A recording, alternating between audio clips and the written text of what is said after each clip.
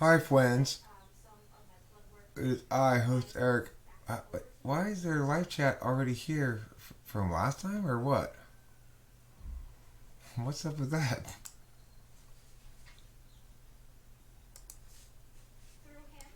Pop up chat. I see. I left it open from last time. I see the problem.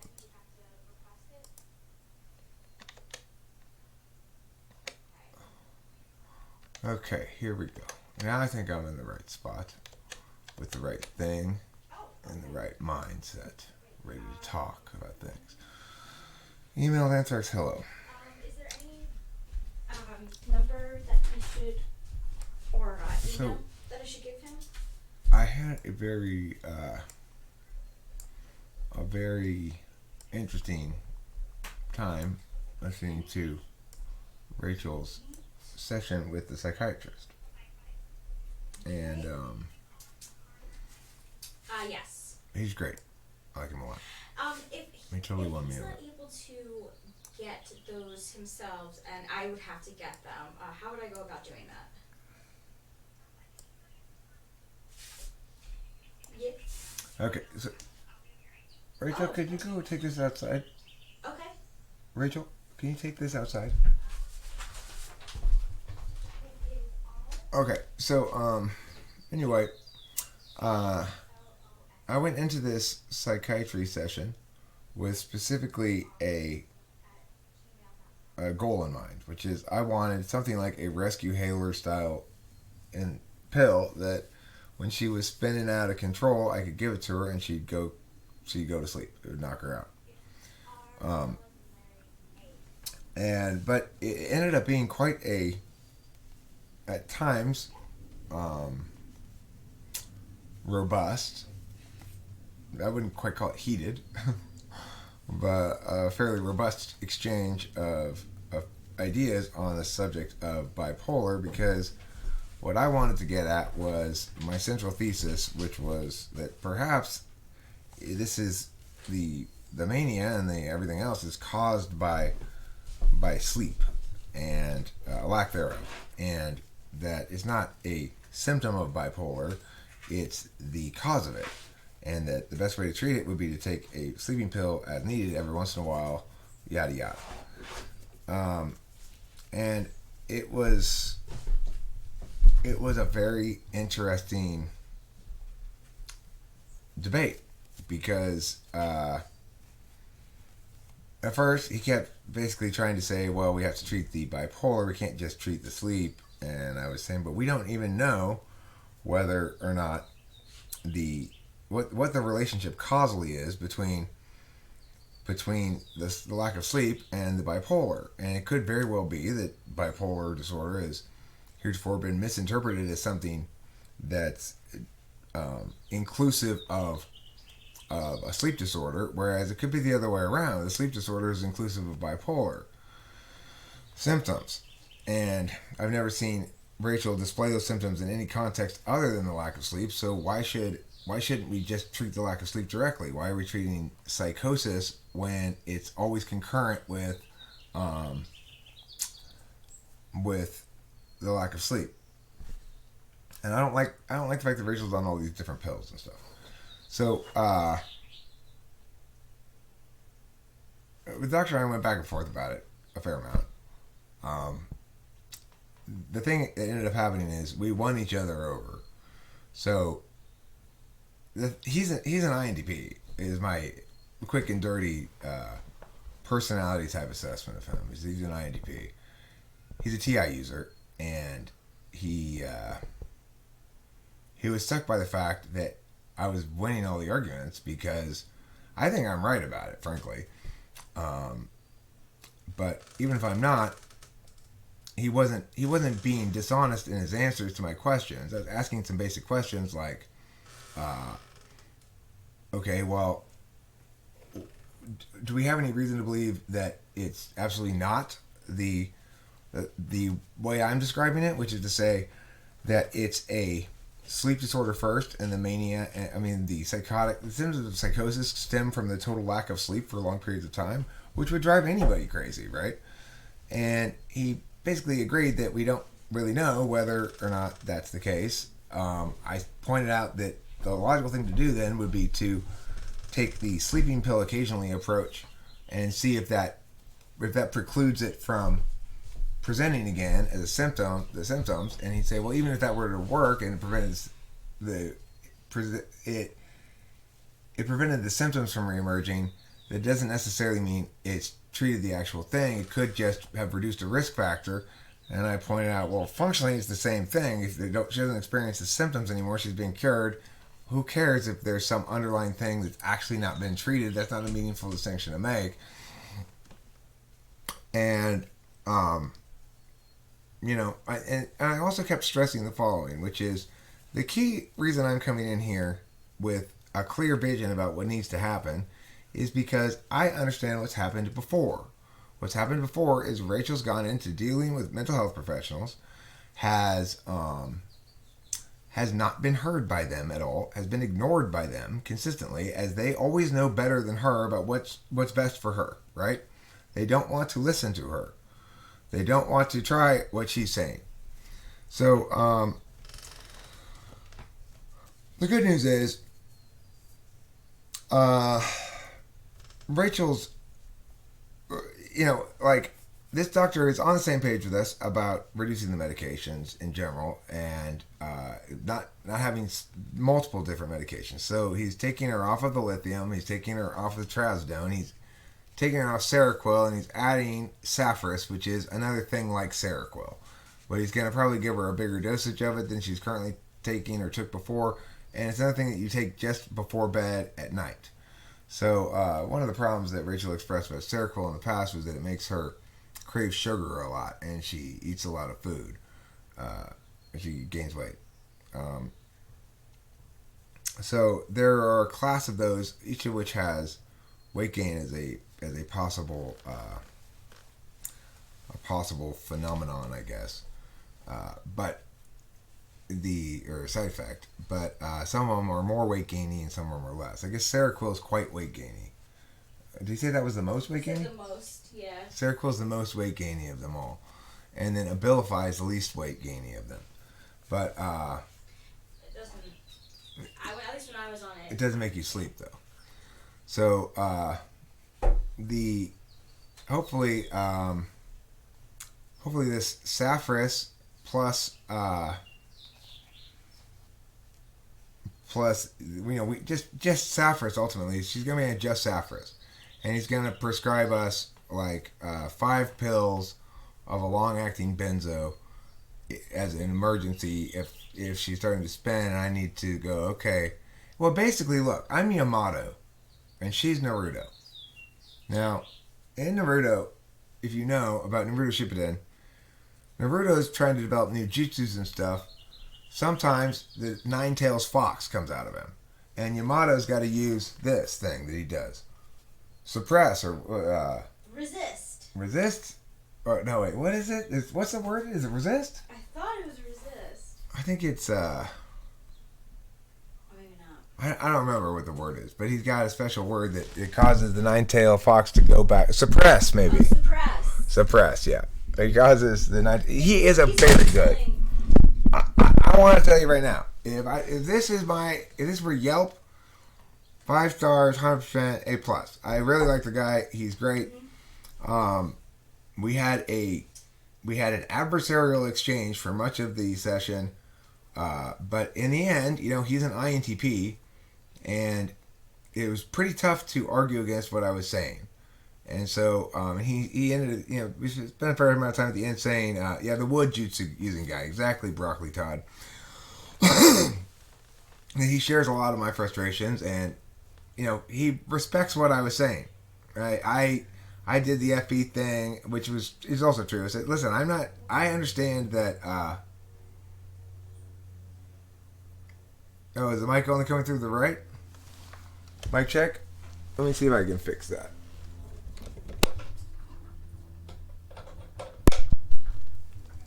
How's that? Is that better? Is it working again?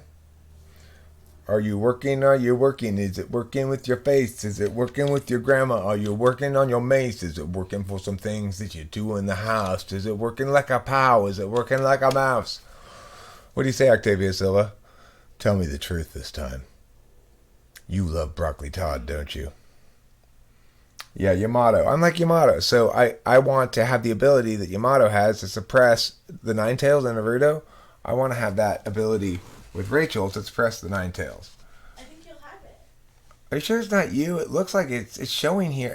I know, and now I'm going to have it. He's going to prescribe us this stuff so I can have that. Is anybody else experiencing this? Okay, cool. It's your fault, Octavia Silva. It's all your fault. Thank you, Winston's mom. And I really like the way it actually played out. Because the thing is, I didn't know this going in or hadn't really thought about it going in.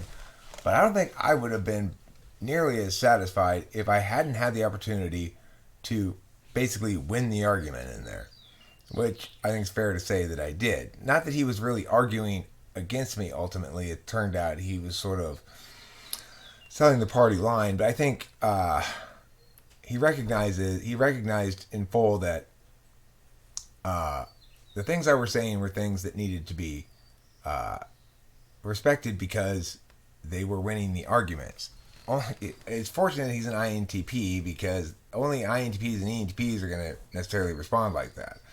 He tried getting a little TE briefly, but he shifted back to TI quickly enough. Because he got TE, I just responded with TE. So, well, why did you call me then? If you know something, because I can't prescribe drugs. Okay, let's go back to TI. TE is not going to work for either of us here. I mean, it'll work for me to shut down the TE argument.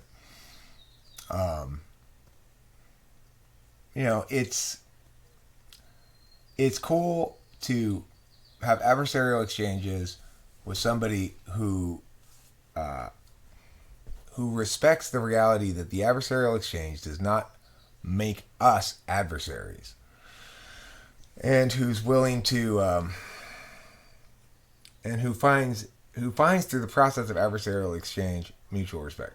We did mention Latuda, but what did we ultimately? He has one he wants to try called Saffris, and that's what we're gonna go with. And Latuda is super super expensive. I'm not sure how expensive Saffris is. I just got the message from him. He said it's really expensive, so that if I don't have, he said if I had CalMed, then he would be able to like write in something saying that it's necessary for me to have it and they would cover it. But since I don't, I'm gonna ask him what the other alternatives are. I mean, if the worst case scenario is that I have to take Seroquel, I'll take Seroquel. You know, it's. No, don't take Seroquel. You don't want to take it. That's not the worst. That is the worst case scenario. Is not being satisfied. Yeah. Say, look, we can get a $400 off. Well, let me look and see if there's something equivalent for Saffis. Okay. Saffis discount.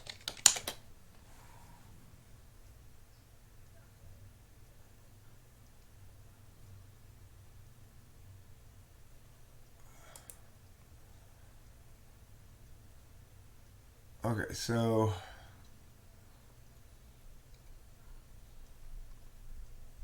I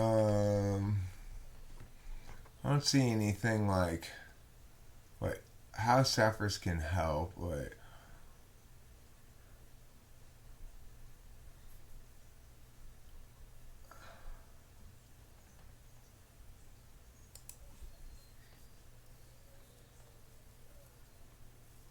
Okay, I don't see anything equivalent for them for this. Maybe let me look at here, but we can get $400 off of Latuda. Let me see if I can get that too. Something like this.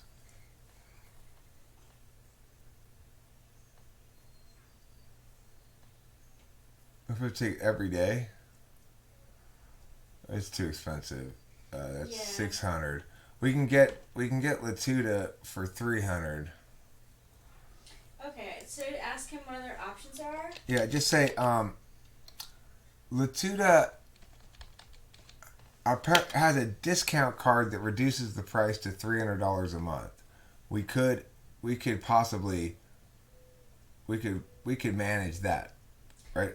It's not ideal, Is it the but same as the Saffris? I don't know. Ask him. I don't know if it's the same or not. We don't. I don't you Okay. know, ask I'm him gonna see what he says. if Latuda is good too, and tell him that what I said about how it's expensive, but there's a $400 coupon.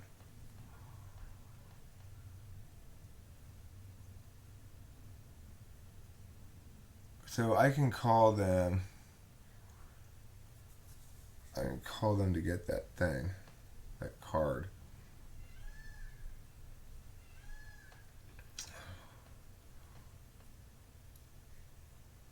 And we could try a month of Latuda. Yeah, this is it right here.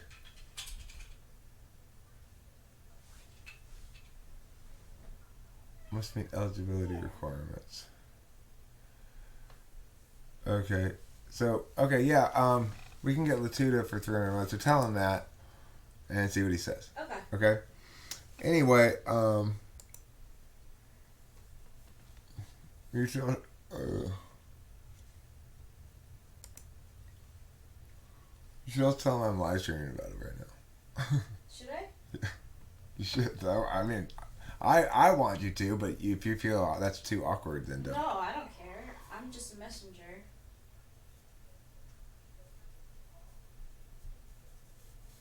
I'm not on a dating website. I'm on the Latuda website trying to get cheaper drugs for Rachel. Oh, hello, my. You can't get Latuda in New York for some reason, and out here it's $700 a month. But with $400 coupon off, then it's like $300 a month, which is still ridiculously expensive. But what are you gonna do? Well, I'll sign up for CalMed at some point. Yeah, we'll do that shortly. Do we use Discord? We do have a Discord server apparently, but we don't. I don't ever go on it or use it or anything. It's been a very interesting chunk of days here. I really like the therapist. The psychiatrist. Dr. Ingram is great. I was completely sold on it. He gave us extra time. That he was very nice about the whole thing. The thing is, it really drives home how it's not really certain about all these things, about what causes it or not causes it, or is it the cause, is it the consequence? This is the thing we kept going back and forth about, which is, well, give me a good reason to think it's not the cause rather than the consequence. And he basically ended up conceding, well, I'm not sure. There's a chicken and egg function aspect of things. There's also I don't know, whatever else. He had a lot of considerations in addition to what I was saying that were relevant, that I agree are relevant, but ultimately at the end of the day, I remain unconvinced that it's not first and foremost a thing caused by a failure to sleep, and that therefore treating the source or the cause of it instead of the symptoms means treating the lack of sleep. However, Rachel, when I talked to her in the process, I should have talked to her more about it ahead of time, but Baby, I agree with you, but she wants to play it safe and take a daily pill. yeah, I think at this point, and maybe once we get more comfortable, I do want to play it more safe, I guess. I don't want to cause any more. Well, I mean, I think if we have the knock you out pill, but the thing is, I think if you don't take something on the daily, you might have to use that knock you out pill too often, and that's the thing I desperately want to avoid, is giving you benzos very often. Well, I'm hoping that whatever, because Seroquel and like the Saffron, it's supposed to knock me out too. Okay, cool. Yeah. So if that works, then you won't need. Yeah, he's saying that the Saffron is going to treat not only the bipolar but the sleep, but we're going to get the Klonopin for the days where like You still can't sleep. Yeah. Right. Okay. So I mean, and that's the basic issue that I was having with anything that he was saying at all was, okay, you say we're treating the bipolar. I understand those words, but what I don't understand is why we're treating the bipolar rather than the insomnia. Because are we sure the bipolar even exists outside of the insomnia? It always is concurrent with her lack of sleep.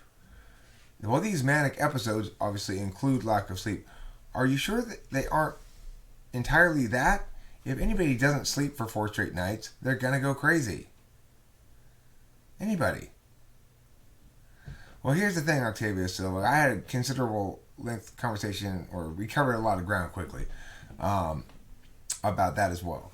So I was pushing for something like Lunesta or something in that class of drugs that are explicitly sleeping pills.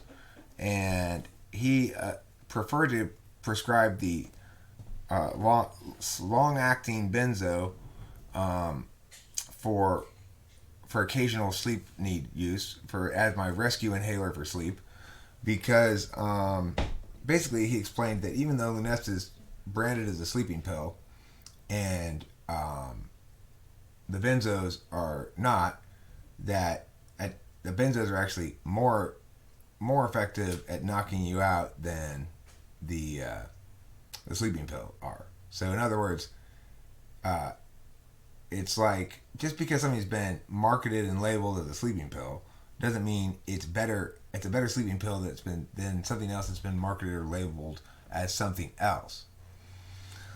One of the manic bipolar symptoms is insomnia, no? Octavio Silva asked. This is the frame by which this psychiatrist was dealing with us fundamentally, was that, in fact, one of the symptoms of manic bipolar is insomnia. My point is this. Are we sure, do we have any good reason to believe that, in fact, it's not the other way around? That manic bipolar symptoms are caused by insomnia? Do we have any good reason to believe that? And at the end of that psychiatry session, I was utterly convinced the answer is no, we don't have any good reason to believe that. That, in fact, it may, in fact, be the case that that if we had a study where the control group just took sleeping pills as needed, and the test group had this daily bipolar treatment kind of lithium shit going on, that in fact the control group may outperform.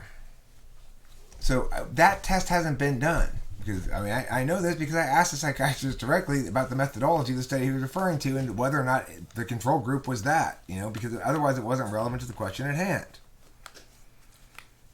Okay, but see, here's the thing, Octavio Silva. That's not the order in which they occur.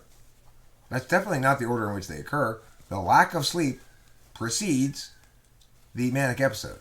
In other words, Rachel's not manic every morning after she doesn't sleep all night.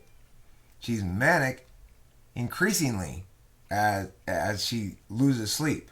The second night, she gets increasingly unable to sleep, increasingly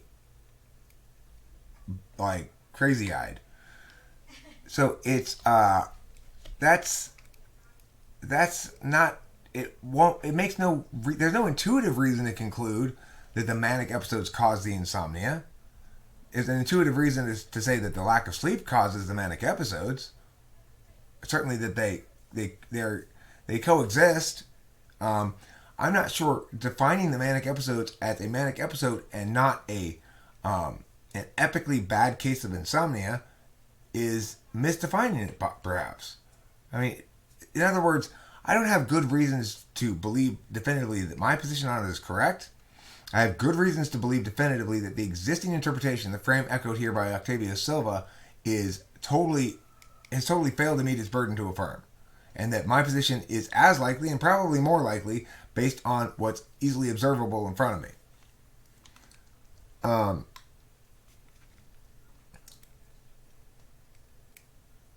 Breathe easy. No. Everybody wants to occupy other people's SI time with suggestions. Note that Rachel is not saying to anybody, hey,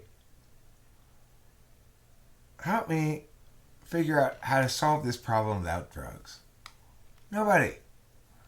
And what I'm telling everybody is there is no problem except for the periods of time when there is a problem. So in other words, when Rachel's not completely insane, she's completely sane. It's a binary thing.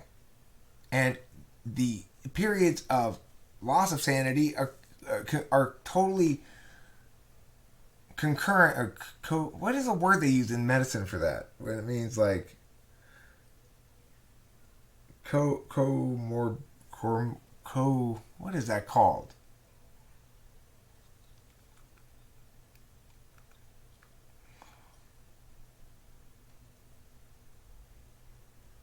It is a good suggestion, and that's what he ended up taking my suggestion on that. That and in fact, we agree, all three of us, that basically I'll be in charge of deciding when Rachel needs to take that. Comorbid. Thank you, CJ O'Connell. Okay, breathe easy. TE, that's called TE caring. Breathe easy. To care. You're to caring. You're not caring, you're to caring. Care don't solve, okay? Care don't solve. I want a shirt that says that. Care don't solve. FI, no TE. No middle ground. Well, I mean, the thing is, I believe that it's possible that I'm right about the whole thing. I'm not sure I'm right about it. About the meditation. The point is, it's like this. It might be the case that her life would be better by meditating. For some reason. It's not the case that she's got the sort of systemic problem that needs to be helped with things. And she's got a specific problem. Just as you wouldn't tell somebody who's got a broken arm, well, yes, definitely get it cast and stuff, but you probably also want to meditate. Well, why? Well, because, your arm will heal better. Okay, well, there's some little trick I like to do that's particular to me too. It's called face slap in the outdoors, right? Go up and down and go like this, and that makes me feel better. And you should do that too. No. Your meditation suggestion is the same thing as my face slap suggestion. You should do that too. You should go stand out in the morning. It's 5 a.m. with the sun rising in this yoga pose, and then gradually transition to this. And do that for 15 minutes. You'll find the whole rest of your day goes beautifully. Oh wait, that doesn't fit into your life or anything you think or do at all. It just sort of randomly and mindlessly imposes something that works for me onto you as a good idea. No, this began in 2011. And yes, they've always coexisted with the loss of sleep.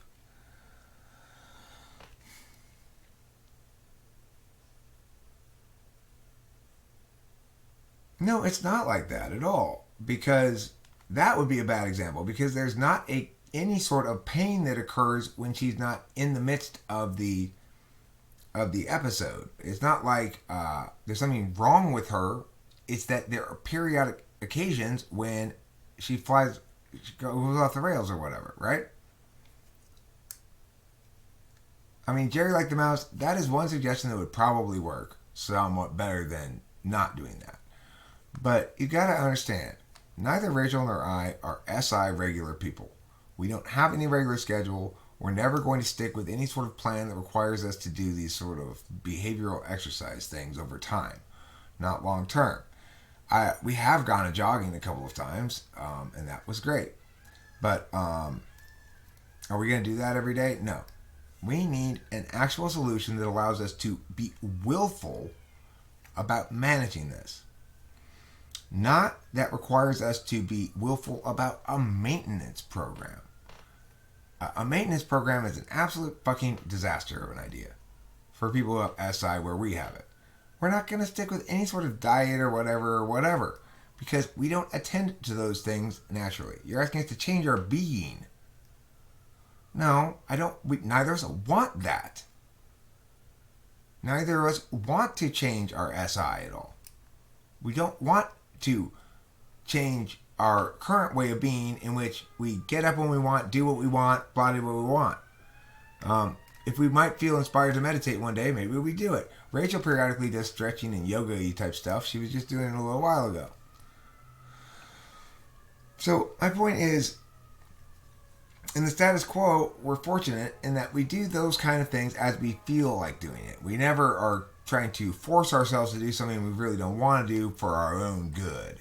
That is always a disastrous notion. Disastrously bad notion. It's the only thing that's worse practically is forcing somebody else to do something for their own good. So, look, meditation is great for people who are, physical people. Rachel and I are both very metaphysical people. If you've got a physical function in one of the first two slots, you do not understand what I'm saying regarding this thing. We're metaphysical. We're not into, censorship. And meditation is ultimately censorship. Meditation, yoga is censorship too, but Rachel does some of that. Mostly just stretching. She's just doing stretching. That's just regular old SI stuff. Censor stuff too, I know. Hey, listen, CJ O'Connell. I'm not saying censorship's bad. I'm not saying non-censors never do censorship. Sam Harris is an INFJ. And that's absolutely the case that intuitives do censorship sometimes and feel the importance of balance in their life. So that it includes more censorship and stuff like that. All that stuff is true. Okay? I'm not saying that we shouldn't do that. I'm saying that in this context, we're not talking about general life advice that would be applicable to anybody. We have an actual problem here, right? You can talk about it if you want, but I'm going to respond like this by saying there's something strangely blind about suggesting general life advice to somebody who has an actual medical issue of some sort that manifests acutely periodically. Okay, well, so what exactly does one advise for meditation? Meditation can mean practically anything is correct, first of all. So what do you think that means, Cloud? What does meditation mean to you? Does it mean gently jostling your scrotum? Gentle scrotum jostling is my meditation. Doesn't matter if it's my own or someone else's. It's how I meditate. Hey, what are you complaining about? This is how I meditate. Well, what is it that you're doing when you're meditating, Cloud? That's what I'm asking you. Are you going, ooh, ooh, ooh, ooh? Is that meditation? Or what? What are you doing? Listening to your thought patterns? So thinking?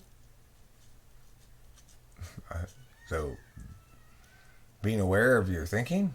I'm always meditating? Controlling my thoughts. How do I control them? Are they out of control currently? Are they the sort of thing that needs to be controlled?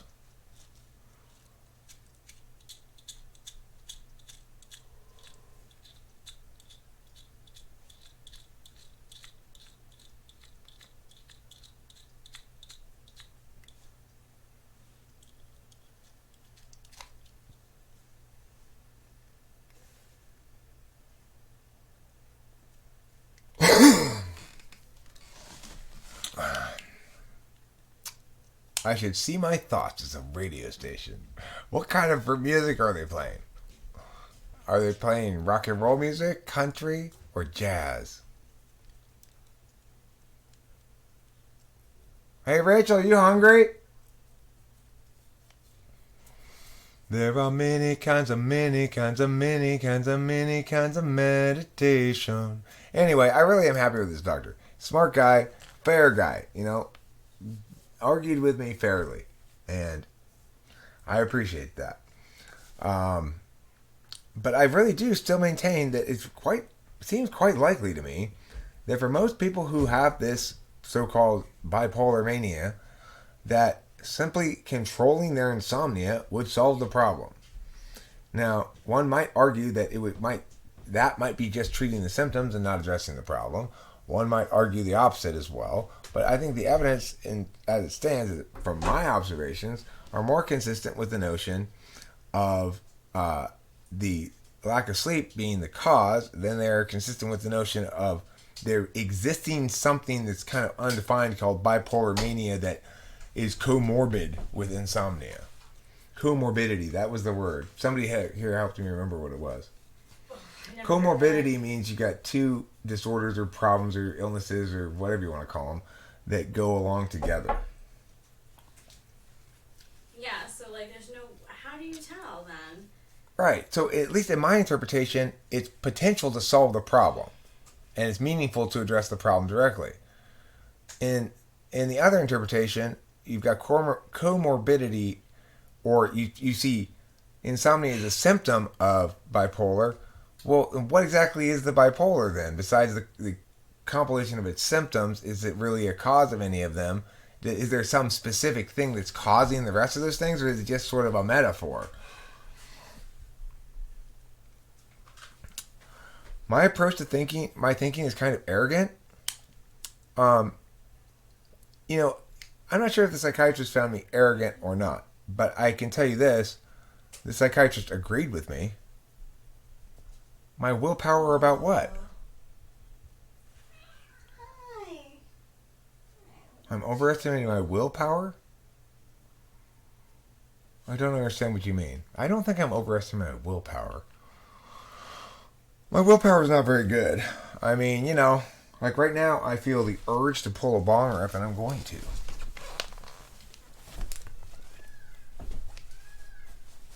And my point was simply this. You could kind of test this thesis easily enough by just having a control group. A control group that takes like, your daily pills, and a control group that just takes sleeping pills when they can't get sleep.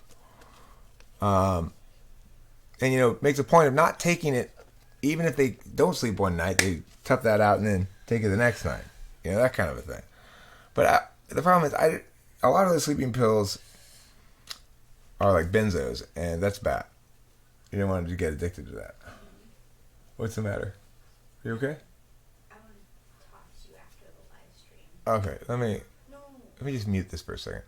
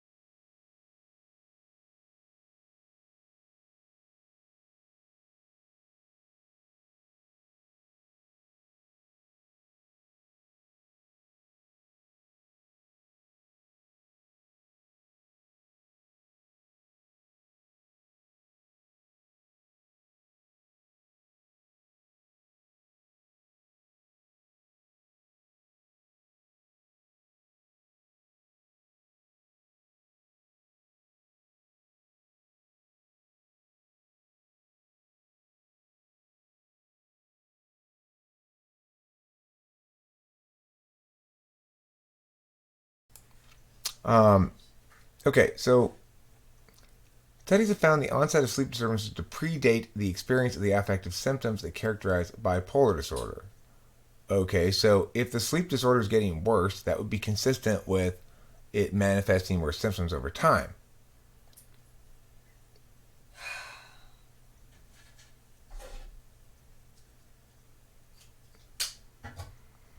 Why does sleep seem to be at the root of bipolar disorder? If we can answer this question, it may lead to answers in how to treat this complex and chronic condition more effectively. So it's it's so people are already seeming to understand that sleep's at the root of it. I mean, this is the thing.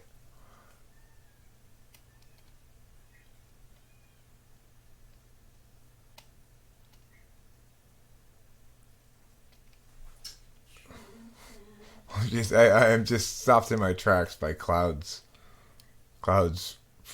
excellent work as a provocateur, insisting that self-awareness is on a scale from 0 to 100, and heroin addicts are 0 and Buddha's 100. Yeah, what's my score, Cloud? Let's score each other in self-awareness. Those are from a study about the role of sleep in bipolar disorder. And what are the conclusions that, in fact, does it conclude that sleep does seem to be the root of bipolar disorder?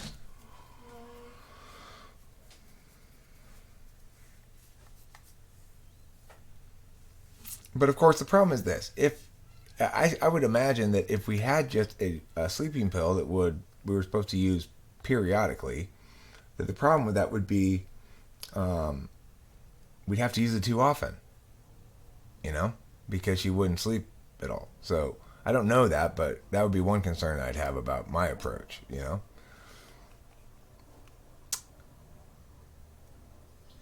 I got 69 or minus 50, depending on my mood. I'm not 100? Come on, you guys. I'm 100. Alright? No? 95? No? Okay. I guess I'm not self aware. So we're trying to figure out what drug exactly she's going to get on right now because the Safis is super expensive and I don't think we're going to be able to afford that. So I was reading on a website that meditation and spiritual experience is rooted in NI. I would tend to agree with that actually. It tends to be expressive of NISE if it's the clear your mind kind of meditation. If it's like spiritualism, like aromatherapy and crystals, it tends to land in the NFP category. If it's spiritualism like astrology and tarot and stuff, it links more to NI, along with meditation in general. But see, meditation is going to be most endorsed by SE types because meditation is traditionally understood is instructions to forego extroverted intuition and allow your extroverted sensing and your introverted intuition to link together on the physical plane in real time. That's what meditation is instructing people to do in general, like your Zen Buddhist meditation. Of course, that's basically an ontological assault against non-SE DOMs or non. That's perfect for ISTPs, ESTPs, ESFPs, ISFPs. That's great, but it's terrible for just about everybody else, and it's actually ontologically harmful to people like me who really oughtn't force themselves into those uncomfortable attentional manners for such long periods of time. It doesn't help you to understand them better in general, but it does. It probably helps you manage the NI and SE a little bit better over the course of the day. Okay, cool. Thanks.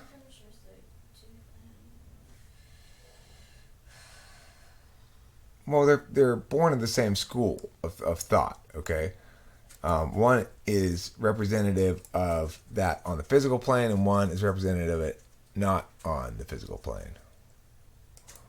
Let me figure this out here. Piao. Piao. Copy. Piao. Piao.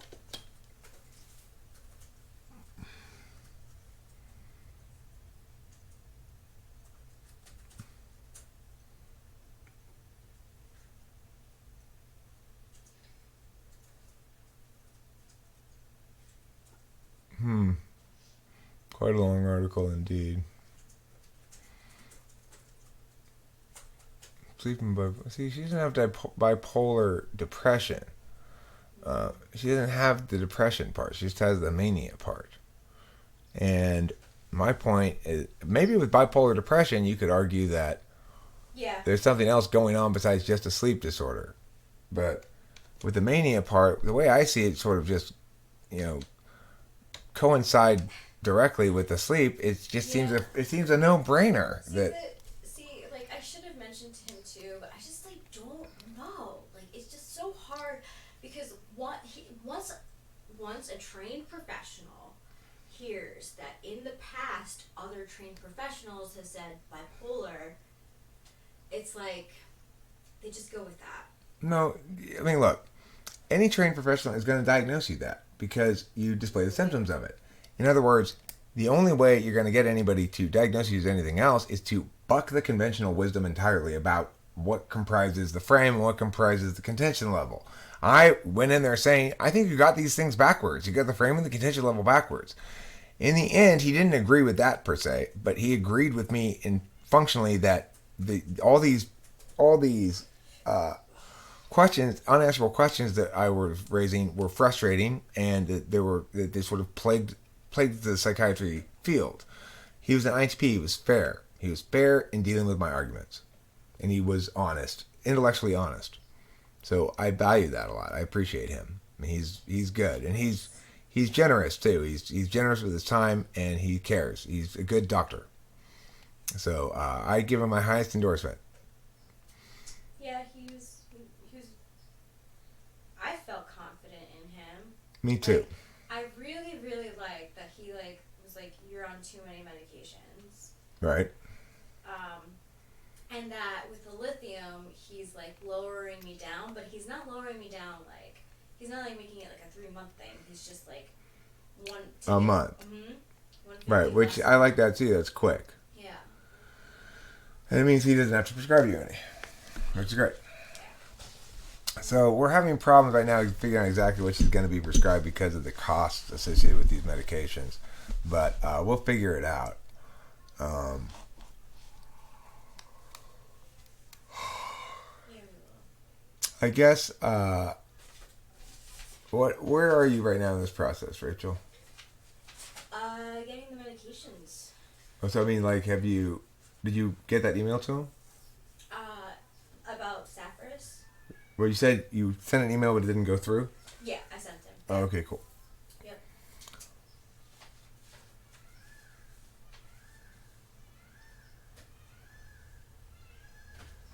This lends support for sleep disturbance to be an important target of research and intervention, especially given data that sleep disturbances and bipolar disorder are also associated with heightened medical burden, though conditions such as CVD, increased weight, and diabetes mellitus.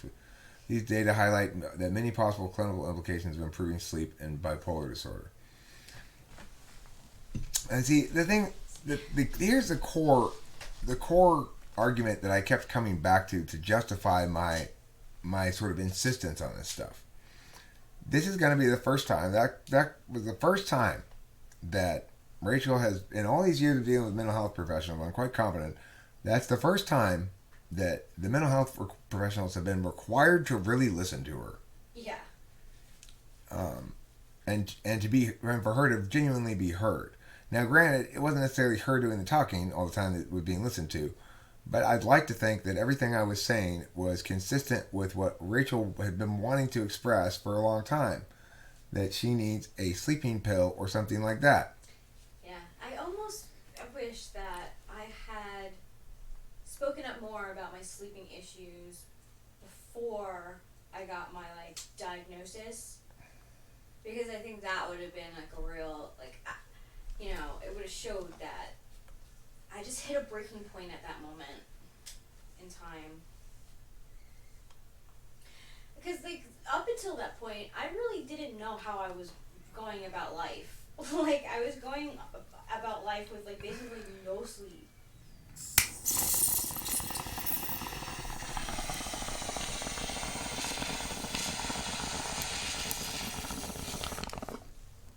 Well, it sounds like the first time was the longest amount of time you went without sleep, yeah?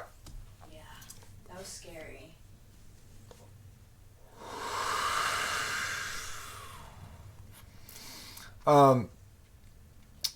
Why do you need to smoke less, CJ O'Connell? Why do you know that? Why are you knowing that, knower? Stop knowing. So I've been really trying to figure out, incidentally, how TE and FE fit in with the put, get, receive information thing. Um,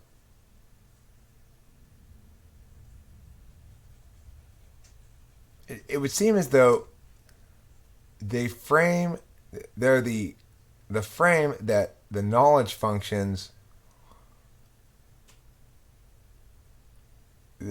you receive information by the knowledge functions according to what you need to know. So if I'm looking at a piece of media trying to decide whether or not it's going to play well or play poorly, my knowledge function will be responding to the thing in front of me there, right?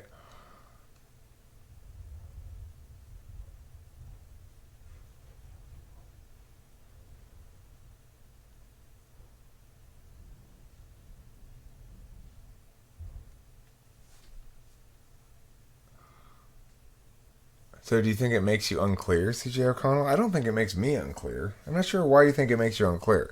Because here's the thing. There was a time in my life when I had internalized some lies. Yeah, broccoli Todd, I think that would probably help. But like I said, even though it would probably help us both to get exercise. Um, it's like to the extent that we can avoid having an unreasonable burden of maintenance that other people don't have, then that's preferable. Like, other people don't have to exercise to exhaustion on the daily to stay sane. So why is that preferable to a solution that doesn't impose that burden on her? Plus, I mean, the reality is we're not going to follow through on any kind of maintenance thing that's not taking a pill. If you're saying, well, just every day you spend just 20 minutes doing yeah. Are you serious? Are you serious? It's like, no. Have we ever indicated that, we've got a lot of empty time that we're looking for advice on how to expend that time on boring SI maintenance tasks? Of course not. We're never going to do that. We can barely eat. Speaking of which, I'm starving. You hungry? I'm hungry too. And we're all prone to SI issues, CJ O'Connell. Marijuana is an SI boon. It's a boon like Daniel or... Yeah, hey CJ, try some hot lemon tea. You know what you should try doing? Swimming, but on land. It always helps me. That's why everybody has to have the put your foot in the other person's ass gear, or with healthcare professionals especially, you're going to get steamrolled. Because they're coming from this basic presumption that the reason they are qualified to prescribe drugs and you aren't is because they know things you don't. And that's always a tricky business. If you're a professional whose legitimacy stems from the fact that you know things the other person doesn't, then you better be able to answer my questions, But of course, there's the TE aspect of, regardless of the legitimacy of the legitimacy, you got to get somebody to prescribe these drugs because obviously Rachel has a genuine medical need for them. It's not like she's trying to get loaded or something, A boon companion.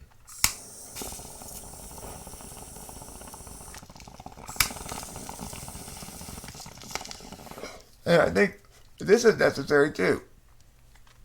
Rachel has heard all of this shit for years. Well, I'm so sorry. I didn't mean to, so he got back to me about the Sapphirs. So he's talking to me about things that we could use for sleep only, like so on top of like the other medication I'll be taking. So I guess maybe two. Remeron, which I took and actually used to really work. I forgot about that. And the Belsormo that you. Okay, cool. Yeah. All right, well, tell him if you remember trying that, say, let's that you tried that rim whatever before. Where we're on? Yeah, great. That's good to know. It's just it's funny. He's coming. He's coming back around to the ones I suggested initially. Yeah. Doesn't it sound like it though? Sound bad? It's exactly what's happening. So, what's probably going to end up happening too, right? I mean, I don't know. Is we're probably going to find out that it's mostly a sleep problem and not bipolar. Well, that's what I'm finding out reading this article that Octavio Silva just linked to me. The thing is, I didn't really go in there doing any research, to be honest. I mean, I researched the drugs, but I didn't research the disorder itself at all. But I could just, I am a professional debate coach, and I can tell when the arguments are weak on something. I go for the jugular of the weak arguments. And the arguments in favor of the existing conventional understanding of bipolar as having sleep problems as one of its symptoms is non-intuitive. Now, it may still be right, but it's not the intuitive conclusion to draw based on what I've seen from my experiential data. Now, granted, that's just my experiential data. But when I follow up with my gut intuition on the matter, with questions of somebody who's a highly qualified professional and who's not willing to lie to me and not willing to be intellectually dishonest because he's an INTP, I verify what I'm saying. It's like, oh shit, I'm totally right again. Yet another one of these things. Just like evolution and McDonald's being unhealthy, and I had the same situation with evolution. It's like I went with a gut instinct at first, starting to negate evolution, thinking it would be fun to provoke some arguments. People would come in and argue against me, and eventually, I'd understand now why evolution is actually correct. Nope. Still can't explain shit to me. Nobody can give me any kind of meaningful explanation as to how speciation occurs. Nobody has been able to answer any of my questions. Breathe easy. Melatonin. If I ever hear any of those syllables again, I'm going to vomit on your floor. I'm going to go to your house. I'm going to vomit on your floor. I'm going to buy you a mop on the way there. I'm going to give it to you as a gift. Then I'm going to vomit on your floor and leave. You clean that up, mister. You clean up the vomit you're provoking from me. McDonald's is very healthy, yes. McDonald's is one of the most healthy foods you can eat. Obviously. Very sensible conclusion to draw. What's my question, Eric? My question is, why melatonin? Is it because you hate me? Is that why? Are you melatonining me because you hate me? That's what I think. It just sounds like that. It's not even hardly a word. Lymphao indeed, CJ O'Connell. Lymphao indeed. I've got lymphoma. Oh, no. I don't got lymphoma. I got lymphoma. What's that? Laughing my fucking ass off syndrome?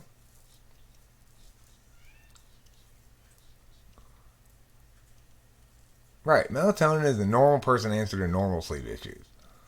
That's like drinking a cup of coffee to wake up. It's like somebody saying to me, Adderall, but have you tried coffee? Yeah, I have. Mindfulness, my ass. Mindfulness, alongside medication. Those who were mindful had 4% better results than those who were not mindful. And how did they measure this mindfulness? Exactly. Did they use their mindfulness Geiger counter on people? How did they define mindfulness? I mean, what specific behaviors did the people engage in that correlated with improvement, and why did they call it mindfulness? It's like, come on now. I'm sure it would also be true with prayer. Those who prayed every night had better results. Anything that you're specifically doing, to like make something work better is going to make it work better because you're giving it attention. What if you were to specifically make a point of eating more McDonald's to help your bipolar disorder treatment work better? What's going to make it work better? After all, you're attending to the fact that this particular vector is going to have a significant impact on this other particular vector, and you're sort of willing it to be so. It probably wouldn't work for me because I'm so fundamentally objective in my self-analysis that I just wouldn't believe it. I'm so habituated to looking for confirmation bias, counterexamples, etc.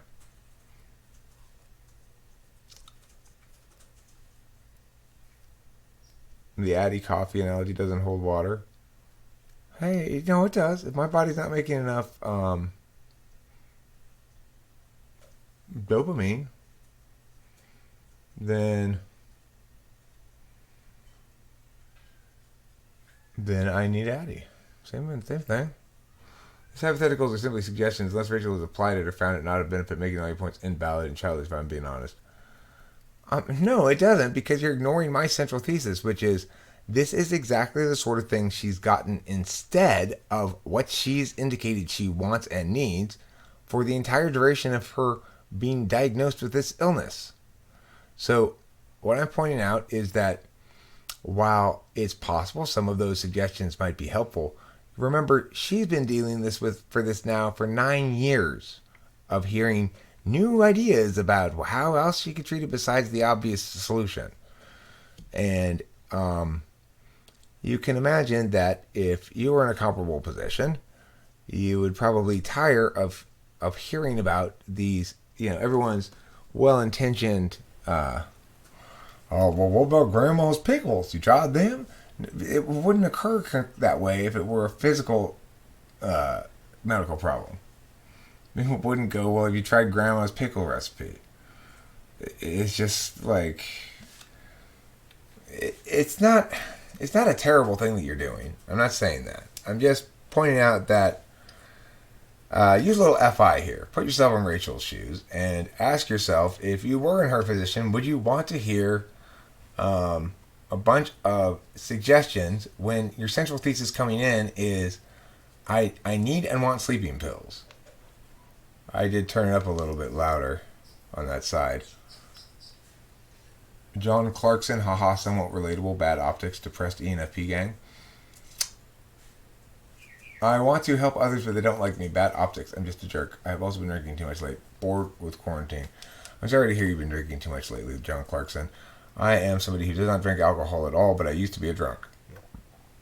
I know that when one drinks too much,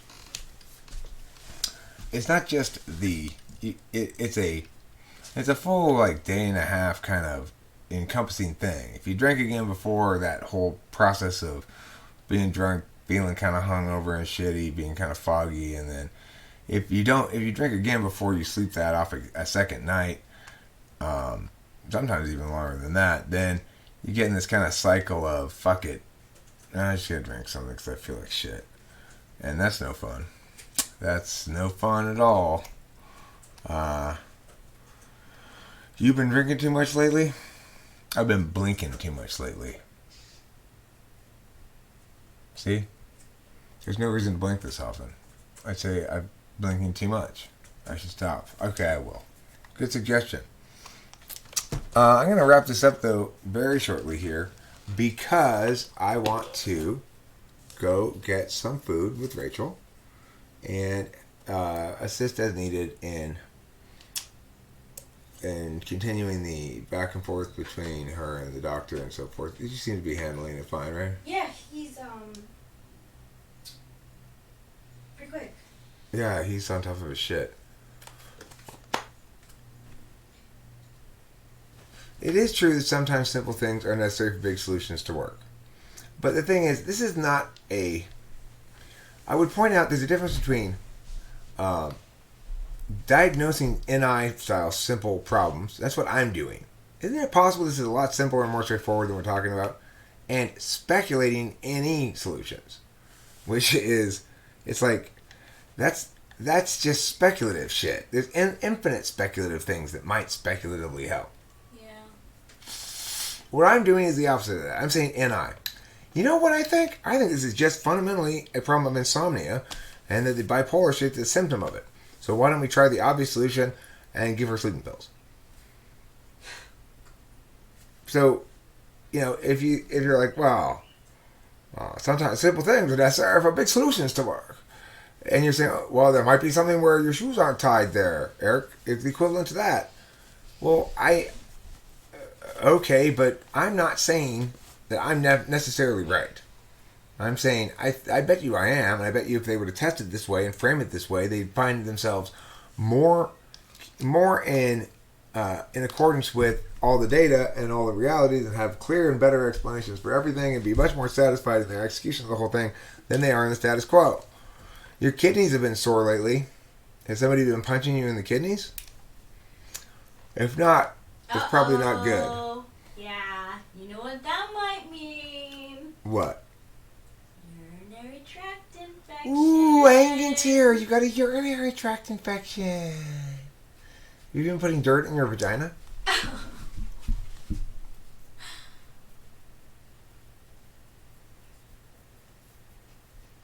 Yeah, okay. See, I say Octavia Silva, what I'm displaying here is actually fairly developed FI. I'm saying, in this instance, yes, lithium, they're weaning her off lithium. That's one of the things the psychiatrist is doing.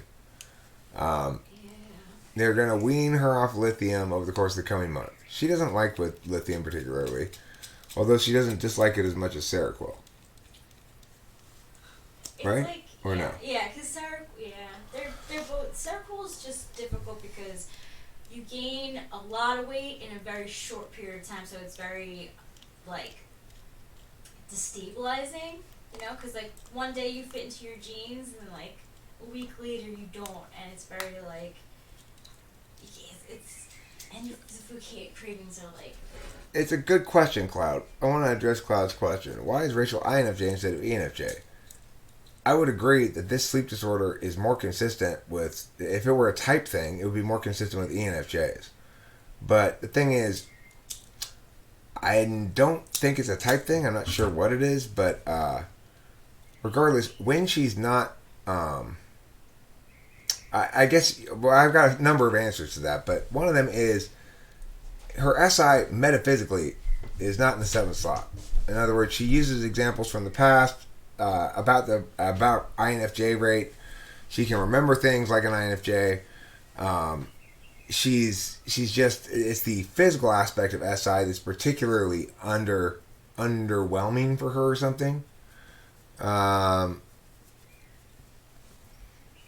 Look, yeah, okay, fine. All right, fine. You win the point there. I know. I knew it when I said it too, but I didn't want to go to all the point of trying to figure out the rest of the analogies.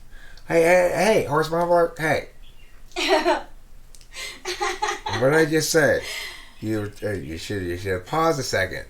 I'm likely to capitalize on any opportunity to acknowledge myself wrong. May I just say, when I acknowledge that I'm wrong, I am not recanting. That would suggest there was some original dishonesty or something. I have learned and I have adapted and have updated my understanding accordingly, and there's nothing wrong with that. So it is true that Cloud, that sleep problems like that are more consistent with the ENFJ than INFJ. And in this particular instance, it's a red herring that would lead one astray if one were to focus on that. And there are a couple of red herrings in that fashion with Rachel as an ENFJ that made me think she was an ENFJ originally and type her as such originally. Yeah. But she's actually an INFJ who has a couple of qualities that are atypical for INFJs, including being a 7. And that makes her seem a little bit more extroverted. Of course, it's always a risk for over expecting them to be an extrovert at first, because FE tool is true of ISFJs and INFJs. You're going to mistype them as extroverts at first because they seem like extroverts. I did it with Kimberly. I typed Kimberly as an ESFJ first, then I realized she was an ISFJ. I typed Rachel ENFJ first, then I realized she was an INFJ. She's definitely an introvert, not an extrovert. Yeah, I know, horse mumbler. That's why you should have paused a second. No, Eric, you should have gotten it out faster. Okay, fine. You're right. I should have gotten it out faster. My bad. You win that point too, horse mumbler, you scoundrel. I'm winning points left and right today. Making me look bad. You know, my brother's an ENFJ, and I think, like, when he keeps really busy, he can crash. Like, he might not sleep well during the week, but when he falls asleep, it's like, boom, and out. Like, he doesn't wake up from anything else. Like, ENFJs, I think, can do that. Like, where I wake up. Right. Yeah, I would say that Sam Harris and Rachel are the same type, Cloud. I would. And I don't think that... I don't actually see any reason why anybody would think that's an outrageous claim to make. Sam Harris is an INFJ who's highly prioritized affect in his third slot function. So he's getting a lot of third slot reward. TI reward comes in different varieties because you don't have to be so explicitly TI to get TI reward. There's just general prioritizing of values of fairness and consistency and stuff that are consistent with third slot that Rachel displays that aren't such an explicitly, I guess, like academic TI kind of sense as Sam Harris, but are nevertheless consistent. Everything's consistent with INFJ, except the SI physical, which I think, as Rachel says, even that is not a thing that's consistent with ENFJ either.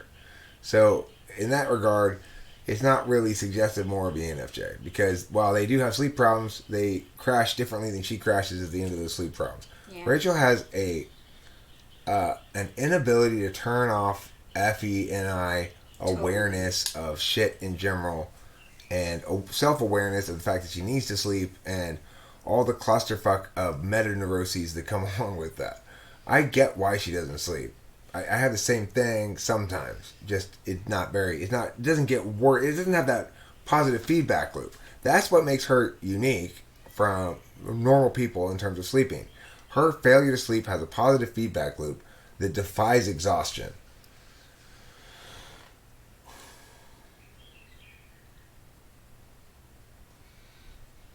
But what about Rachel being an ENFP? I mean, I don't know why people think that.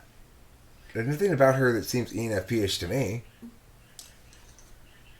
Like, she's clearly not that extroverted. She's not even a fraction of extroversion of me.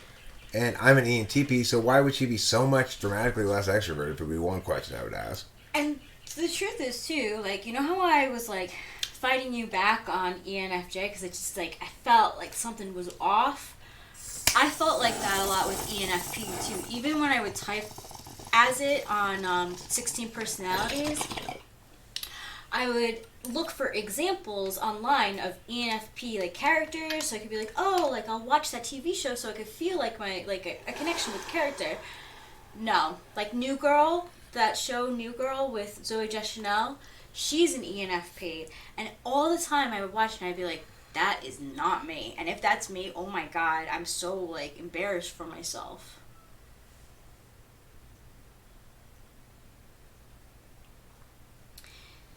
Well, I guess I would say the word recant suggests that you're going back on something that you can't legitimately go back on. Like made an accusation of somebody.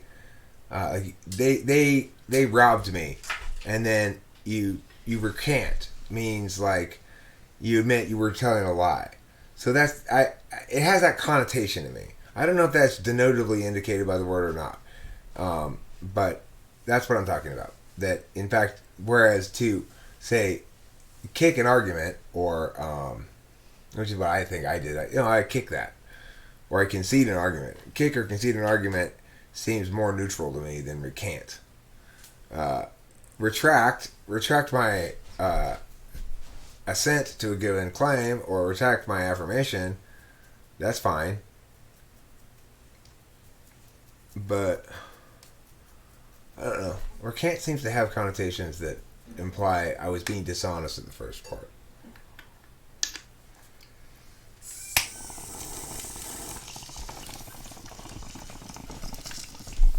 Yeah, it would be. I mean, I'm not saying Rachel's not an unusual INFJ. She is an unusual INFJ. However, those things are distinct, right? The cognitive function identity of a person is distinct from an Ingram identity. Those two systems can coexist and influence each other without any directly mechanical relation between the two at all. Yeah, I think that's why I was more like out and about in the world and looking more like an extrovert because of my 7. Because 7s like to do things. Well, sure, but I mean, I'm saying my interpretation of you as an extrovert was based on your interactions with me, not your answers about how. She's tried melatonin before, Horse Smuggler. Didn't she try it? Yeah, you did. Yeah. Oh yeah. She's tried it plenty. Oh yeah. This is the point I keep making. She's been doing this now for 9 years. Yeah. Getting advice like this from people for 9 years. And trying different things. And she's been saying the whole time for 9 years, okay, but this is what I actually need. And everybody's ignored her and given her alternate suggestions. So, I mean, you see what I'm saying here? That's got to be frustrating. And she's not had anybody with the, FE skin, FE discomfort, thick skin to go in and say, pam, pam, pam, pam. Okay, then I recant it. Fine. But, I mean, I still say that... Do you disagree with my analysis of the connotations of those various words? I don't think you disagree with my analysis of the connotations, do you? In which case, it would be preferable not to use the word recant. The problem with typing is the meme nature. People type based on a poor conception of perceived types associated with each trait. Amplitudes. Alright, so we need to wrap this up because I gotta eat and I'm like plain live stream addict right now. I haven't been in the shot with you in a while. We need to do a couples one. Okay, let's make a video when we get home. Okay. Who's moody bipolar? Let me see who he's talking to. He's talking to me about me.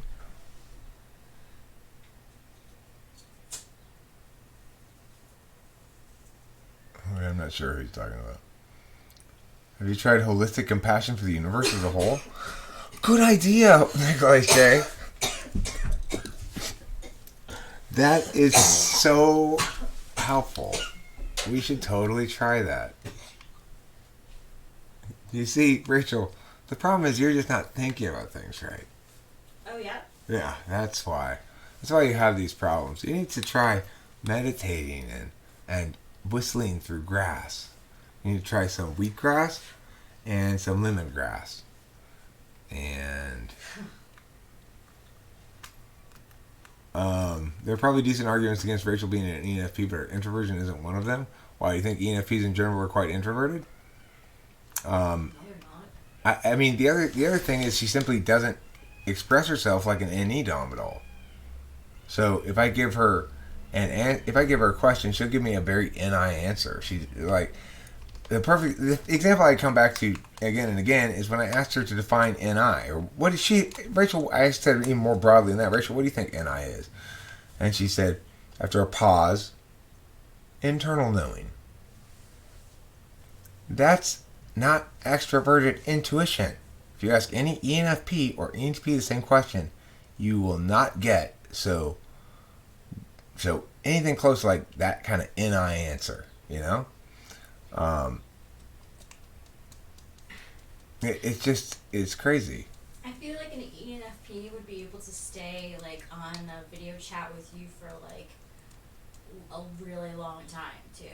Yeah, I mean, I agree. If she were an ENFP, you'd see her always here a lot more. I think in these live streams.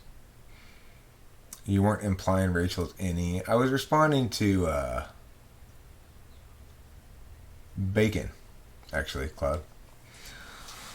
Anyway, she's an INFJ. People can think whatever they want to think. People are entitled to their opinions, but no, it makes a lot of sense. It really does. Hold on though, Bacon. Remember, introversion, extroversion is not a letter dichotomy. Thinking, feeling is, intuition, sensing is, But perceiving, judging, and extroverted introverted are not letter dichotomies.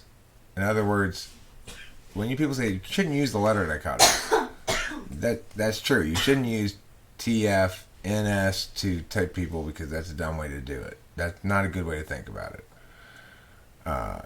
It's lumping in four very distinct functions as though they were two. So that's a bad thing to do.